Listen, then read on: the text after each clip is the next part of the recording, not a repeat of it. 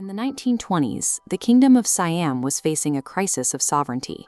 Western powers were operating deep inside Siamese territory, but through a system called extraterritoriality, their citizens were immune to Siamese courts.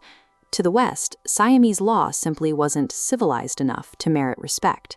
The absolute monarchy needed a survival strategy. To reclaim their jurisdiction, they had to convince foreign powers that Siam was modern. This meant they needed to overhaul their legal system to mirror European standards as quickly as possible. The government's solution was to select the country's most promising students and send them to the source.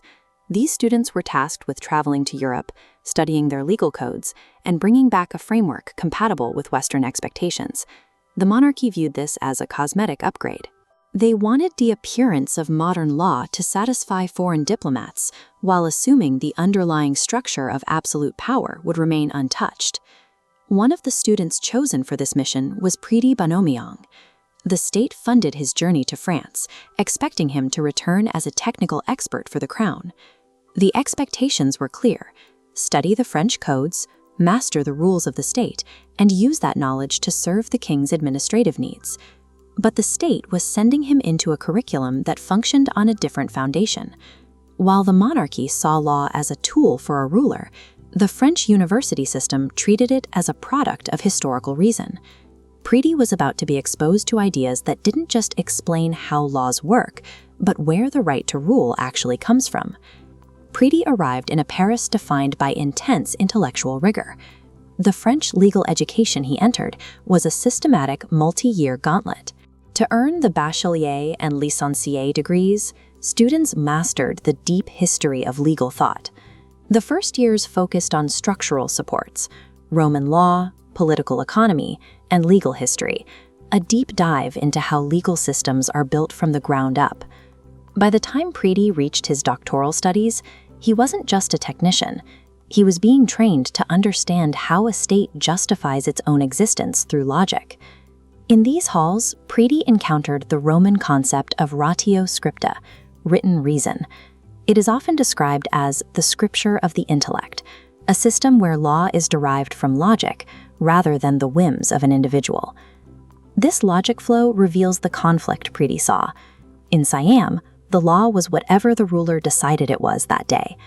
But ratio scripta proposed an objective system, a foundation of reason that remains constant, regardless of who is in power. In 1926, Pridi defended his doctoral thesis at the University of Paris. He had spent years comparing different legal systems, and he had emerged with a new understanding of political power.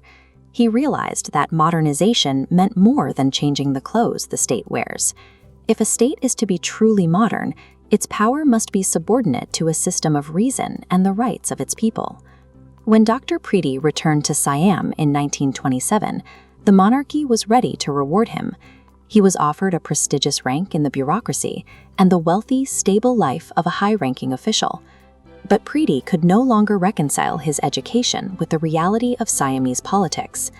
A mind now trained in objective logic found it impossible to serve a system where power was purely personal and arbitrary. The monarchy's investment had backfired. They had paid for a scholar to help them maintain their power, but they had accidentally created an architect for its replacement. 5 years later, in 1932, Pridi led the civilian faction of a revolution that ended centuries of absolute rule. The 6 principles he drafted for the new government were the direct application of the ratio scripta he studied in Paris. He moved the source of law from the will of a king to the rights of the citizens. Pridi's journey highlights a critical distinction. A society can update its rules and still remain stagnant. Real progress only occurs when there is a change in the very reasoning that governs the people.